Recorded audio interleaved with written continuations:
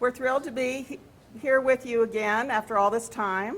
I want to introduce my colleague, Lenora Jennings from the Midwest. They're not having an in-person trade show, so she has the pleasure of mountains and plains.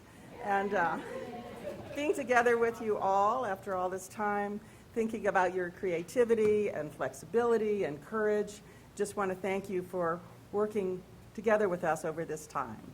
I'm going to start with a book that's a true bookseller discovery, How I Became a Tree, from Yale University Press by Sumana Roy, who is an author from northern India, the small town of Siliguri at the foot of the Himalayas. She writes an eco-poetic and beautiful memoir. This is a corner that you're all cultivating, that place where braiding sweetgrass and Annie Dillard and finding the mother tree overlap. But here, interlaced with references to India and folklore, we think of becoming a tree from Ovid, but it turns out you can also do so in India. And why is it always women who become a tree? Fascinating. The book has been garnering the most extraordinary praise from booksellers of all kinds across my territory and across the country. It's a privilege for Yale to have this book here. I've heard from stores that have staff picks, holiday catalogs. It's becoming part of some exciting subscription box initiatives. I heard from Jean Devine at Garcia Street Books, Stephen Sparks at Point Reyes, Brad Johnson at East Bay Booksellers. Aggie at Kepler says, "Isn't it magical how certain books find us exactly when we need them?"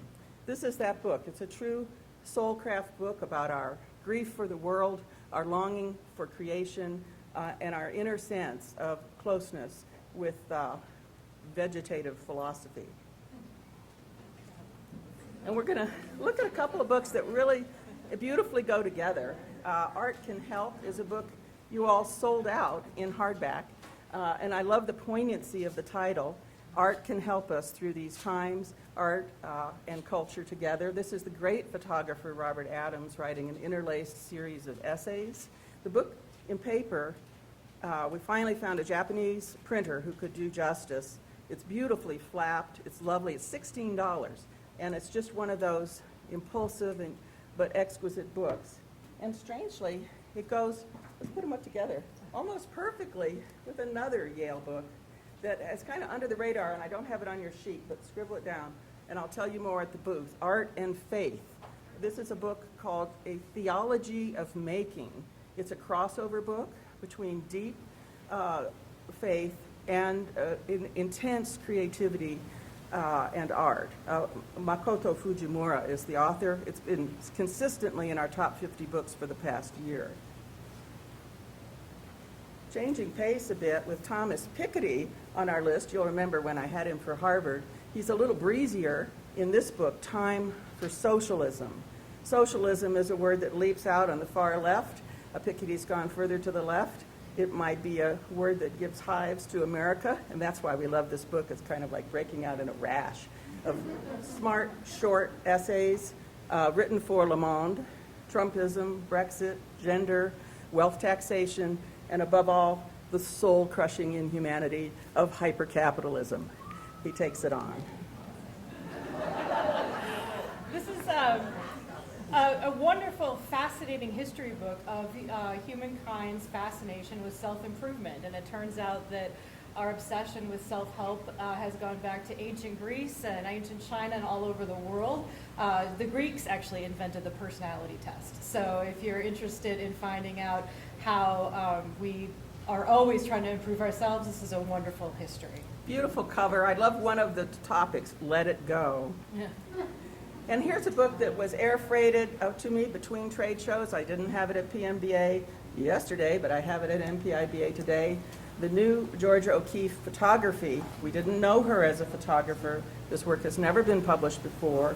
She really took this up deeply later in life. The book is gorgeous. It has a beautiful clay-colored inside cloth. It's full of the photographs and paintings that go with it. And the show is going to be in Denver. So this is a great book for the West. We love Georgia O'Keeffe. And we're going to move on to our MPIBA guest author, Margaret Jacobs, for After 100 Winters, will be our guest at the breakfast on Saturday. This is a book about how crucial it is for white Americans to reconcile with our occupation of stolen land.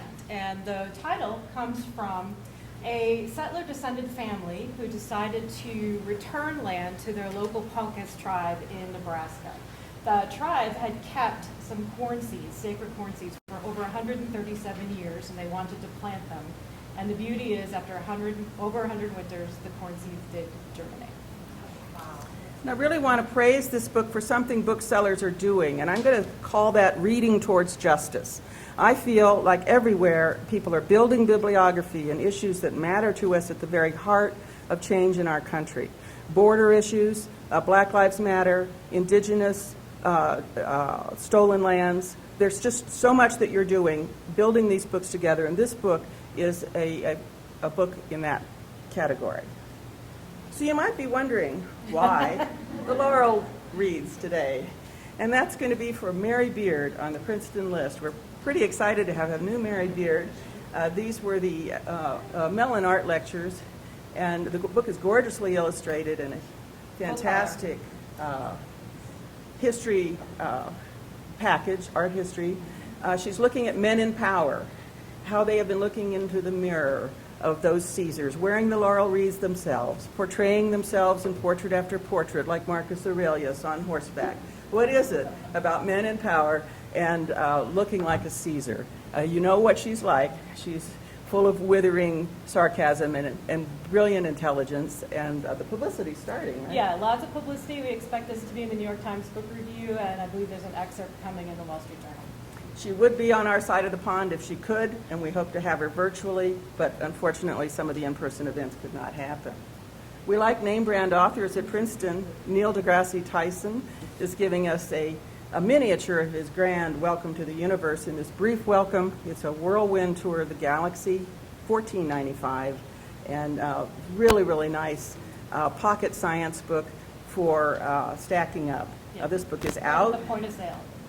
Yeah, it's a charmer. This is another book that was air freighted to me for the PNBA show, but has not yet arrived in our warehouse, as you've been hearing lots of problems with supply chain. The cover is gorgeously laminated and embossed for the word Gothic. The book is Thames and Hudson in the UK. So you have a good feeling for what this book looks like.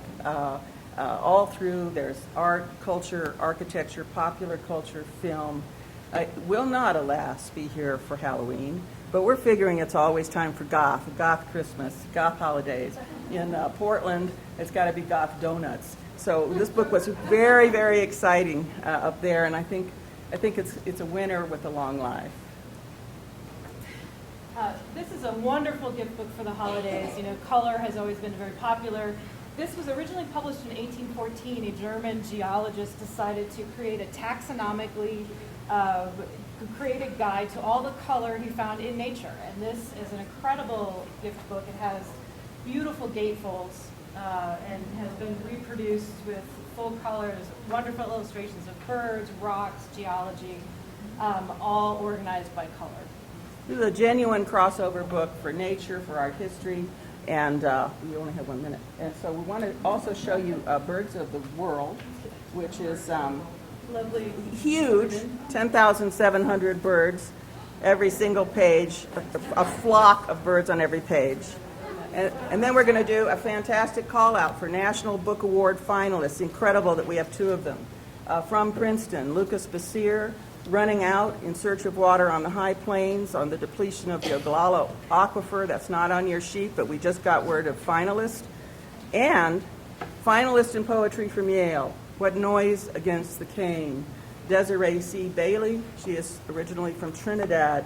This is a heartbreaking and gorgeous, gorgeous poetry book full of Caribbean rhythm, and it has a through line on every page, a long through line of the sea, a second poem that goes through. I have hopes for these. What Noise Against the Cane? We have about 800 right now in stock. Thank you.